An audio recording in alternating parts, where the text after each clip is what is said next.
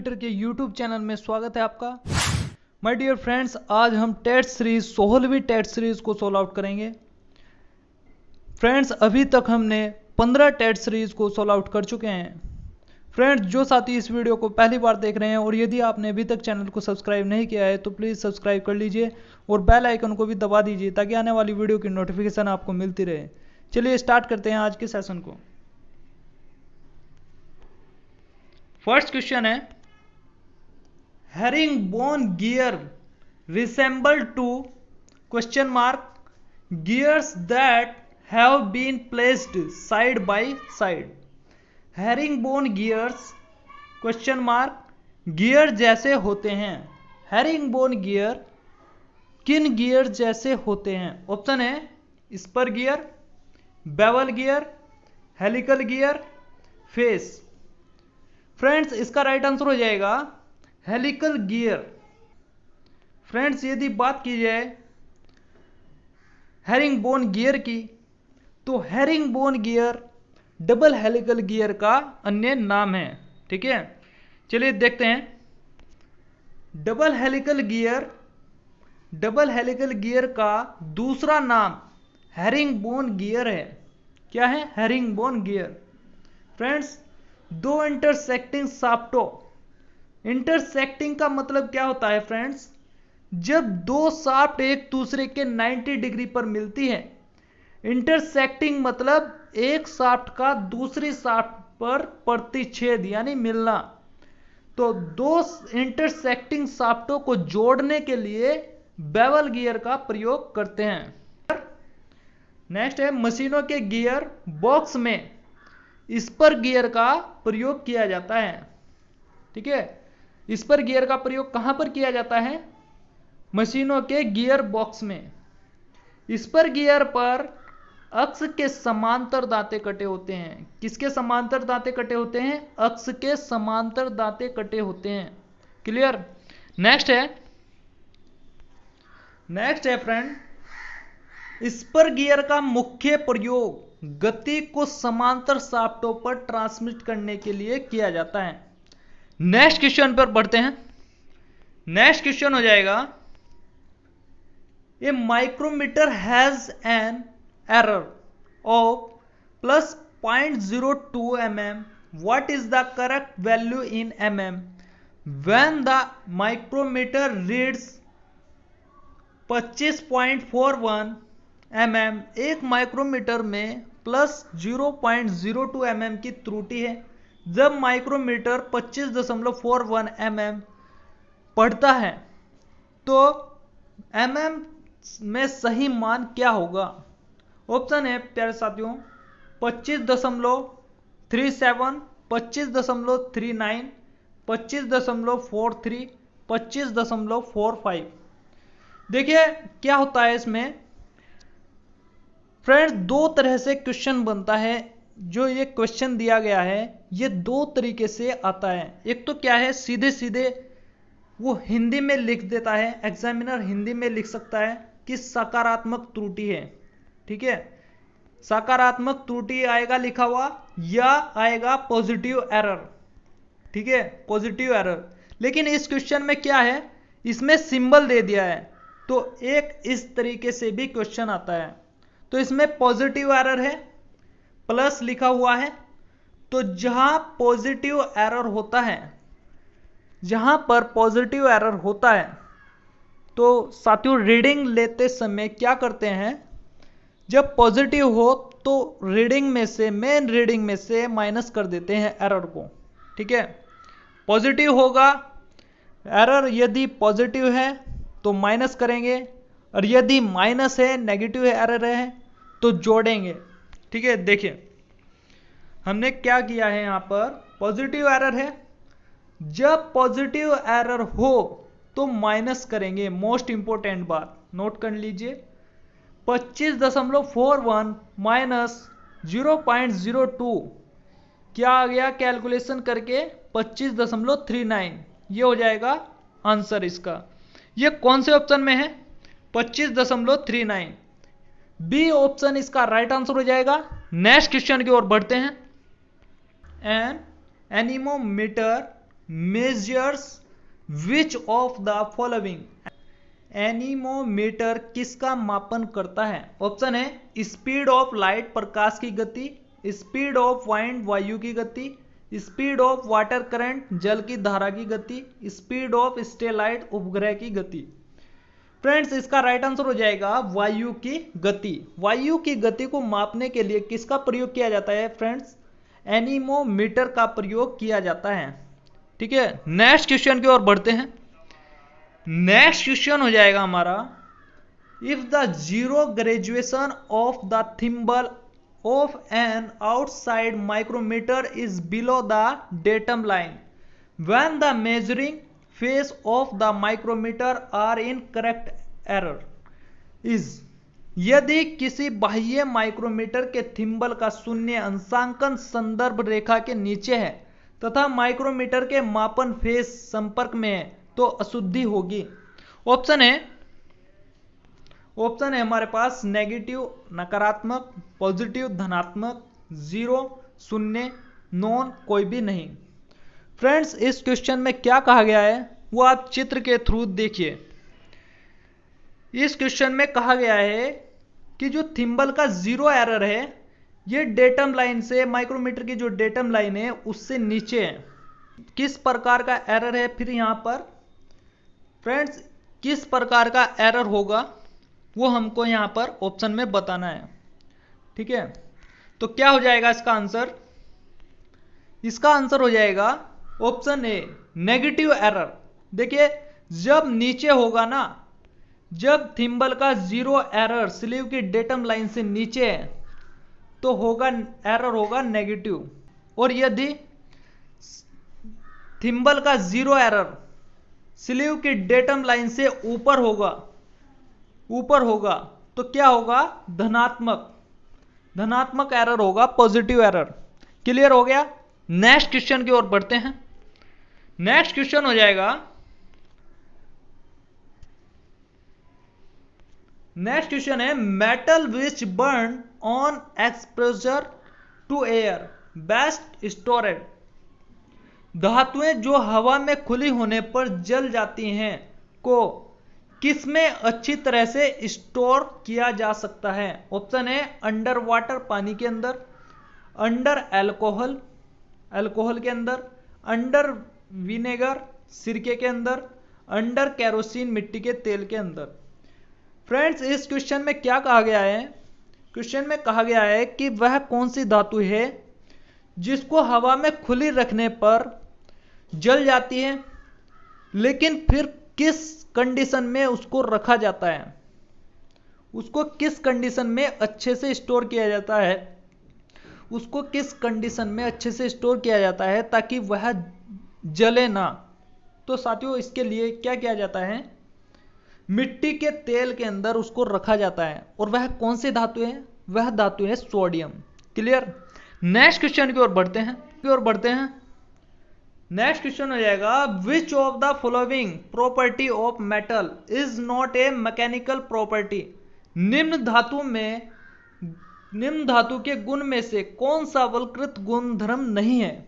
Option है elasticity, toughness चिमड़ापन, conductivity चालकता, malleability धातु वर्धनीयता।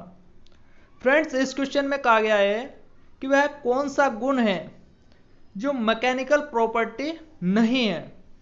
किसमें मैकेनिकल प्रॉपर्टी कहा जाता है? यांत्रिक गुण। तो हमें यह बताना है कि किस धातु में जो ऑप्शन है, कौन सा ऑप्शन मैकेनिकल प्रॉपर्टी को नहीं दर्शाता। क्लियर? चलिए देखते हैं। इसका राइट आंसर है फ्रेंड्स, इसका राइट आंसर हो जाएगा option C conductivity. Conductivity friends ये धातु का भौतिक गुण है, ये धातु का भौतिक गुण है, और ये जो बाकी ऑप्शन है ये यांत्रिक गुण है, धातु के यांत्रिक गुण है। चलिए विस्तार से देखते हैं इसको। बात की जाए इलास्टिसिटी की, तो इलास्टिसिटी क्या होता है? धातु का वह गुण है जिसमें यदि धातु पर बल लगाया जाए तो वह अपनी दशा बदल लेती है और बल को हटाने पर पुनः अपनी पहले वाली स्थिति में आ जाती है। यह गुण प्राय स्प्रिंग स्टील में पाया जाता है। और यह धातु का कौन सा गुण है? यह यांत्रिक गुण है। क्लियर? नेक्स्ट है मैलिएबिलिटी। मैलिएबिलिटी क्या होता है? यह धातु का वह गुण है जिसमें यदि धातु को ठंडी दशा में रोलिंग या हैमरिंग की जाए तो वह चारों ओर फैल जाती है, अर्थात पतली चादर के रूप में परिवर्तित हो जाती है और टूटती नहीं है। मैलिएबिलिटी का गुण सबसे अधिक सोने में पाया जाता है। किस में पाया जाता है? सोने में। और यह धातु का कौन सा गुण है? यांत्रिक गुण है। क्लियर? नेक्स्ट पॉइंट है, नेक्स्ट पॉइंट हो जाएगा चिमड़ापन, टफनेस। इंग्लिश में कहते हैं टफनेस। यदि धातु को यदि बार बार मरोड़ा जाए या ट्विस्ट किया जाए, ठीक है, ट्विस्ट किया जाए तो वह उसे सहन कर लेती है और टूटती नहीं है। यह धातु का कौन सा गुण है? टफनेस। यह धातु का यांत्रिक गुण है। क्लियर? नेक्स्ट पॉइंट है, नेक्स्ट पॉइंट हो जाएगा कंडक्टिविटी, चालकता। चालकता क्या होता है साथियों? यह धातु का वह गुण है जिसमें धातु में ताप और बिजली के संचालन का पता लगता है। और यह धातु का कौन सा गुण है? भौतिक गुण है। उपरोक्त तीनों गुण यांत्रिक गुण है। उपरोक्त तीनों गुण यांत्रिक गुण यानी क्या है? मैकेनिकल प्रॉपर्टी है, लेकिन कंडक्टिविटी भौतिक गुण है। ठीक है, कंडक्टिविटी क्या है? भौतिक गुण है। देखिए इसमें कहा गया है कि विच of the following property of metal is not mechanical. वो अब बताना है कि जो मैकेनिकल प्रॉपर्टी नहीं है, यांत्रिक गुण नहीं है। ठीक है, तो कंडक्टिविटी जो है ये फिजिकल प्रॉपर्टी है, यानी भौतिक गुण है। क्लियर हो गया? नेक्स्ट क्वेश्चन की ओर बढ़ते हैं। नेक्स्ट क्वेश्चन हो जाएगा हमारा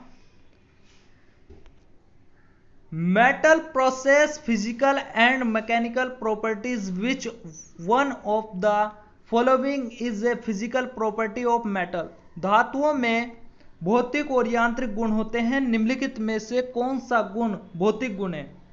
इसमें बताना है हमको कि कौन सा गुण भौतिक गुण है। ऑप्शन है फ्यूसिबिलिटी, गलनीयता, टेनासिटी, तन्यता, डक्टिलिटी, तन्यता, मैलिएबिलिटी यानी धातु में धातु वर्धनीयता।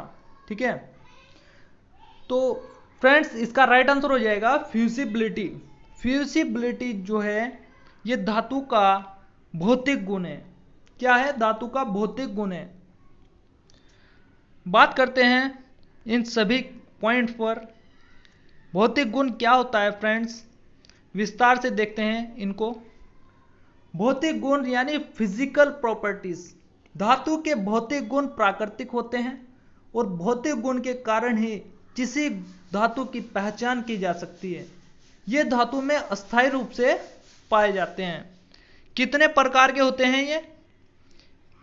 तो फ्रेंड्स इसकी पहचान होती है रंग से, रचना यानी स्ट्रक्चर से, भार से, धातु में वेट के आधार पर भी फिजिकल गुण होता है, फिजिकल प्रॉपर्टी, गलनीयता यानी फ्यूसिबिलिटी, ताप और बिजली की चालकता यानी conductivity of heat and electricity, और चुंबकीयता। ये सभी क्या हैं फ्रेंड्स? ये सभी धातु के भौतिक गुण हैं। क्लियर हो गया? नेक्स्ट पॉइंट पर बढ़ते हैं। नेक्स्ट है हमारे पास यांत्रिक गुण। फ्रेंड्स यांत्रिक गुण क्या होते हैं? मैकेनिकल प्रॉपर्टीज, जो कि पिछले क्वेश्चन में हमने क्लियर किया था। अब उनको विस्तार से देखते हैं कि यांत्रिक गुण कौन कौन से होते हैं। पहला है इलास्टिसिटी, नेक्स्ट है मैलिएबिलिटी, नेक्स्ट है डक्टिलिटी, क्लियर, हार्डनेस हो जाएगा, नेक्स्ट है टफनेस यानी चिमड़ापन। ठीक है, और नेक्स्ट हो जाएगा ब्रिटलनेस, ये धातु का भंगुरता का गुण है। भंगुरता का गुण किस में होता है, किसके अंतर्गत होता है?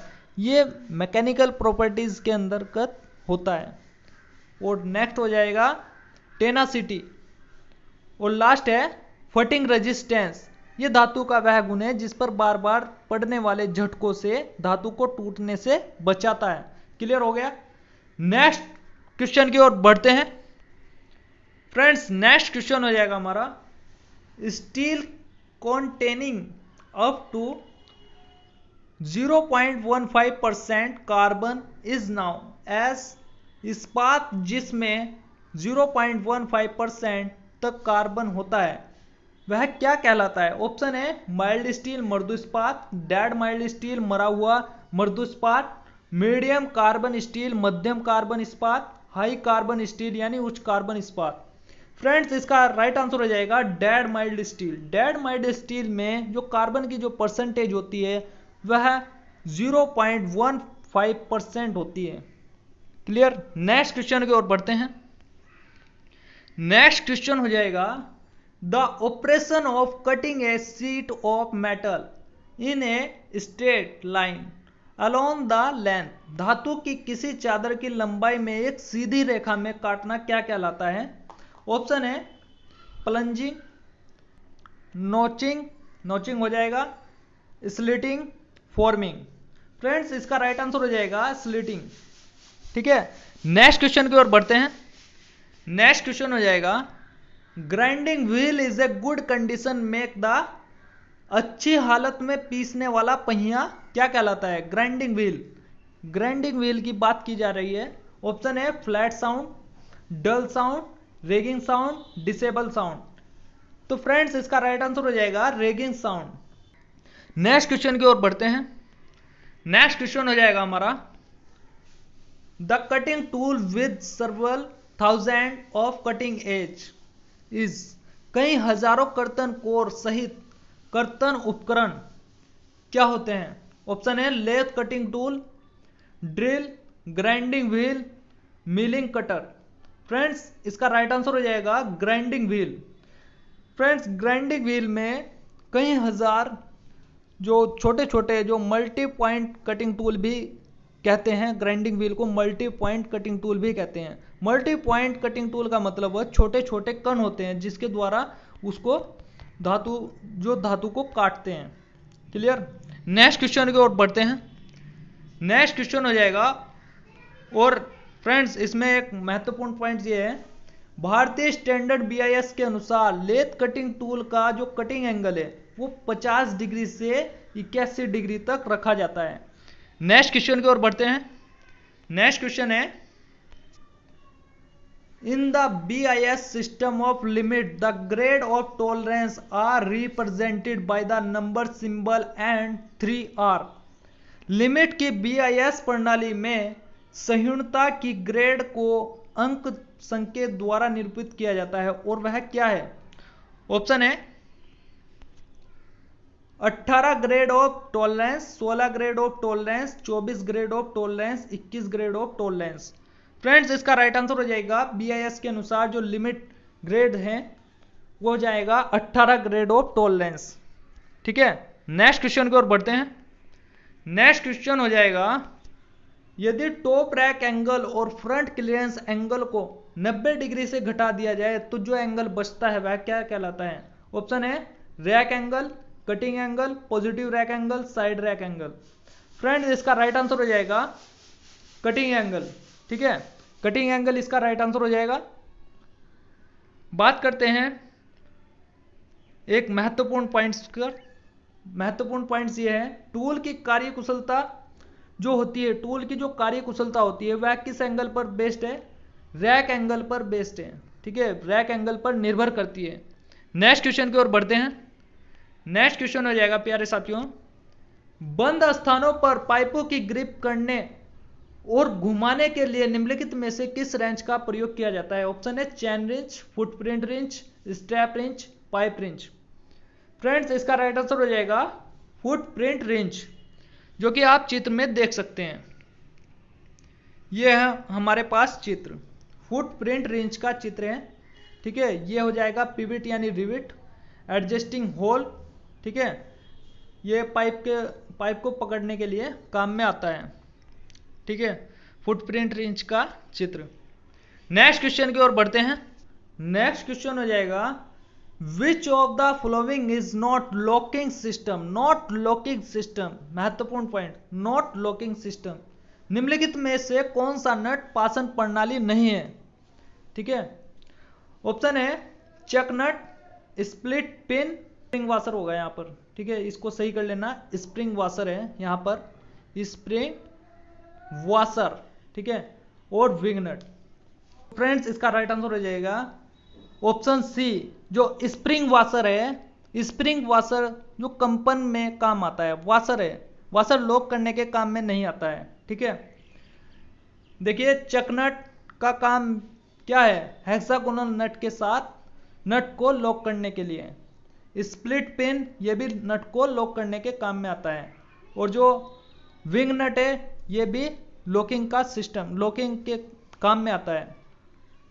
ठीक है, नेक्स्ट क्वेश्चन की ओर बढ़ते हैं। नेक्स्ट क्वेश्चन हो जाएगा which type of joint is easily unlockable? कौन सा जोड़ आसानी से खुलने योग्य है? ऑप्शन है welded joint, mechanical joint, riveted joint, threaded joint. Friends इसका राइट आंसर हो जाएगा थ्रेडेड ज्वाइंट। ठीक है, थ्रेडेड ज्वाइंट। नेक्स्ट क्वेश्चन है, नेक्स्ट क्वेश्चन हो जाएगा which among the following abrasive is used for lapping soft steel? मुलायम इस्पात की लेपिंग के लिए निम्नलिखित में से किस एब्रेसिव का प्रयोग किया जाता है? फ्रेंड्स इसके ऑप्शन है silicon carbide, aluminium oxide, boron carbide, diamond. ठीक है, फ्रेंड्स इसका राइट आंसर हो जाएगा एल्यूमिनियम ऑक्साइड। जो सॉफ्ट स्टील है, सॉफ्ट स्टील के लिए एल्यूमिनियम ऑक्साइड एब्रेसिव का प्रयोग किया जाता है। ठीक है, नेक्स्ट क्वेश्चन की ओर बढ़ते हैं। नेक्स्ट क्वेश्चन हो जाएगा which among the following indicates the RA value of surface roughness grade N8? निम्नलिखित में से कौन सा विकल्प सरफेस रफनेस ग्रेड N8 के RA मान को संकेतिक है, RA मान का संकेतिक है? ऑप्शन है 6.3 माइक्रोमीटर, 1.6 माइक्रोमीटर, 3.2 माइक्रोमीटर और 12.5 माइक्रोमीटर। फ्रेंड्स इसका राइट आंसर हो जाएगा 3.2 माइक्रोन मीटर। ठीक है, माइक्रोन का सिंबल है ये। क्लियर हो गया? नेक्स्ट क्वेश्चन की ओर बढ़ते हैं। नेक्स्ट क्वेश्चन हो जाएगा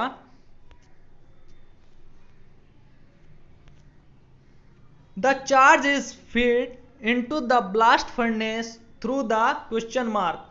ब्लास्ट फर्नेस में आवेश को किसके माध्यम से भेजा जाता है? ऑप्शन है स्ट्रोक, बॉस, ट्रूयर्स, थ्रोट। फ्रेंड्स इसका राइट आंसर हो जाएगा थ्रोट। ठीक है, नेक्स्ट क्वेश्चन की ओर बढ़ते हैं। नेक्स्ट क्वेश्चन हो जाएगा which one of the following is the solid carburizing material? निम्नलिखित में से कौन सा ठोस कार्बोराइजिंग मटेरियल है? ऑप्शन है चारकोल, लकड़ी का कोयला, पेट्रोल, अमोनिया, केरोसिन। फ्रेंड्स इसका राइट आंसर हो जाएगा लकड़ी का कोयला।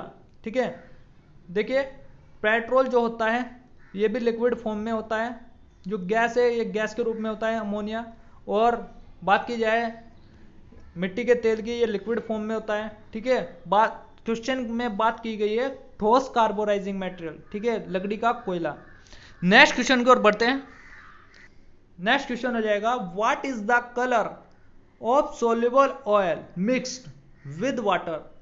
घुलनशील तेल का रंग पानी के साथ मिलाने पर कहलाता है। Soluble oil mixed, soluble oil के साथ मिक्स करने पर वाटर को, तो वह कौन सा रंग होता है? ऑप्शन है बैंगनी, येलो, व्हाइट, ब्लू। फ्रेंड्स इसका राइट आंसर हो जाएगा सफेद यानी व्हाइट।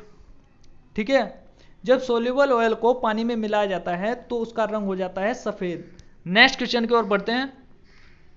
नेक्स्ट क्वेश्चन है surface roughness on A driving represented by the symbol of. चित्रकला में सतही रुक्षता को इस संकेत के द्वारा प्रदर्शित किया जाता है। ऑप्शन है arrow, square, circle, triangle. Friends इसका राइट आंसर हो जाएगा त्रिभुज के द्वारा यानी ट्रायंगल के द्वारा उसको प्रदर्शित किया जाता है। नेक्स्ट क्वेश्चन की ओर बढ़ते हैं। नेक्स्ट क्वेश्चन हो जाएगा the purpose of lapping is to question mark. Lapping का उद्देश्य क्या होता है? ऑप्शन है रिमूव एक्सेस मटेरियल, अतिरिक्त सामग्री हटाना, रिमूव टेपर, टेपर हटाना, produce high surface finish and accuracy, उस सरफेस फिनिश तथा परिशुद्धता प्राप्त करना, improve the quality of the component, संगठनों की गुणवत्ता में सुधार। फ्रेंड्स इसका राइट आंसर हो जाएगा ऑप्शन सी, उच्च सरफेस फिनिश तथा परिशुद्धता प्राप्त करना। ठीक है, नेक्स्ट क्वेश्चन की ओर बढ़ते हैं। नेक्स्ट क्वेश्चन हो जाएगा which vice is used for holding rivet, की रिविट चाबी को धारण करने के लिए किस शिकंजे का प्रयोग किया जाता है, यानी रिविट और चाबी को पकड़ने के लिए किस वाइस का प्रयोग किया जाता है। ऑप्शन है pin vice, plane vice, bench vice, hand vice. Friends इसका राइट आंसर हो जाएगा हैंड वाइस। ठीक है, देखिए पिन वाइस जो होती है ये घड़ी साज वगैरह करते हैं। घड़ी साज जो होते हैं जो घड़ियों को ठीक करने वाले होते हैं, जो घड़ियों में जो पिन होती है, बारीक जो छोटी छोटी पिन होती हैं, पिनों को पकड़ने के लिए प्रयोग किया जाता है पिन वाइस का। ठीक है, प्लेन मशीन वाइज जो होती है ये मशीनों की टेबल पर प्रयोग की जाती है। ठीक है, बेंच वाइज जो बड़े आकार के 75 से 150 mm में साइज में पाई जाती है। ठीक है, तो इसका प्रयोग तो वहां पर होने का नहीं। ठीक है, तो इसका राइट आंसर हो जाएगा हैंड वाइज। ठीक है, नेक्स्ट क्वेश्चन की ओर बढ़ते हैं। The part name of the metric micrometer which carries 0.01 mm graduation is, metric micrometer का वह भाग जिससे 0.01 mm क्रमिक वृद्धि, मोस्ट इंपोर्टेंट पॉइंट क्रमिक वृद्धि। ठीक है, क्रमिक वृद्धि होती है, 0.01 mm की क्रमिक वृद्धि होती है। ऑप्शन हो जाएगा thimble, anvil, sleeve, spindle. Friends इसका राइट आंसर हो जाएगा थिम्बल। जो थिम्बल डिवीजन मान होता है माइक्रोमीटर पर वो होता है 0.01 mm। ठीक है फ्रेंड्स, आज की वीडियो में इतना ही, मिलते हैं नेक्स्ट वीडियो में, तब तक के लिए धन्यवाद।